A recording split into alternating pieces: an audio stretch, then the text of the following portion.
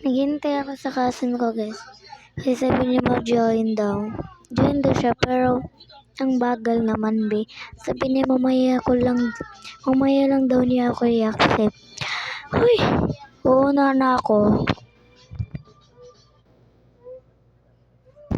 Alam na hindi ako marunong maglaro nito. Palagi nila ako nalalaglag. But at least I try my best, man said. Hindi ba, guys? At least I try my best. Join ka na.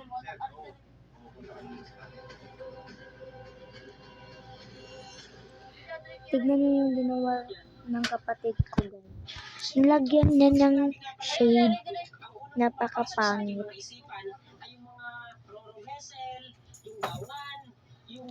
Wait. Ang bago niyo naman mag-accept sa akin. Join ka na.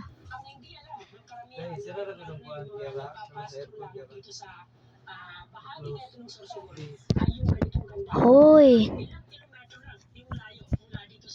Sige na. Hindi ko natakot niyan kasi So dito talaga ako mamamatay at mahihirapan. Joke lang, guys. Kapag maglalaro talaga akong OB na to, mahihirapan talaga ako kasi yung OB naman sobrang hirap.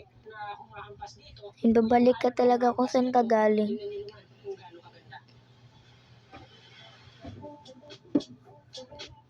Yan. Siyempre dito tayo. Hoy, muntik na yan. Huwag kayong pumunta dyan, guys, kasi yan.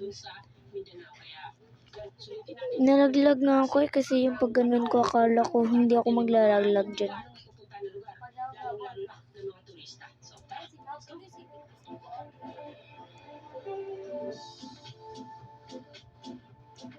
Oh my God.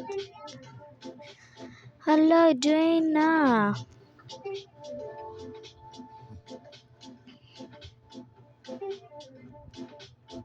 Ay, nalaglag ako. Sabi ko na nga nalaglag ako. Magpa-reset mo na ako. Sabi ko na nga ba, pangit itong laro na to.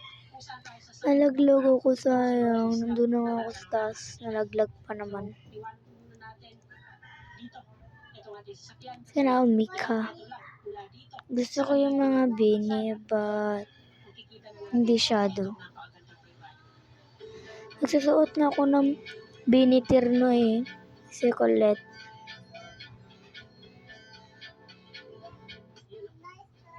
Tama at inihahanda na nila yung bangka na sasakyan natin papunta doon sa kabila. Kasi kanina, medyo masama yung panahon. Paano yan, sir? Kung halimbawa maabutan tayo ng masamang panahon sa gitna ng dagat, ano yun? Delikado pa? Hindi naman. Ano yung first name mo, sir? Richard.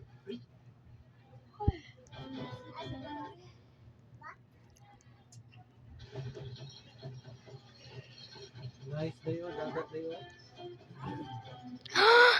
Yan yung mga sinasabi ko.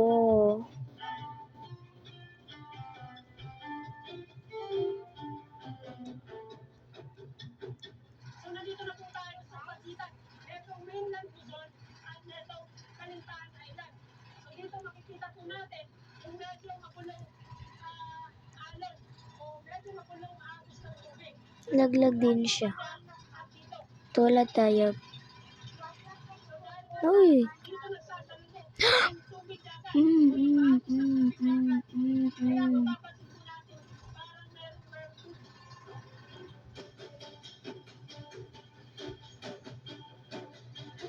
Nalaglag siya.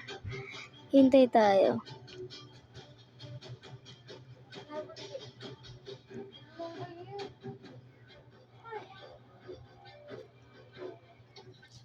Sis, basta kayo kasi kanina naugan na. Ako man sa tugi anak pa. Anak. Wala ako. Muntik ka na. Nakait po kami dito sa No, bumalik na ako. para pagmasdan at obserbahan. Leave na ako guys, leave na ako. Nagigigil ako. Leave off na ako. Ng ganun kalakas na linaw ay dahil sa dito Leave na nga, leave.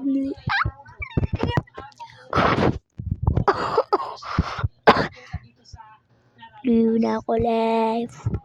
Bye. bahagi ng tubig dagat na malakas yung San Bernardino State kasi doon nagtatagpo yung magkabilang agos ng dagat.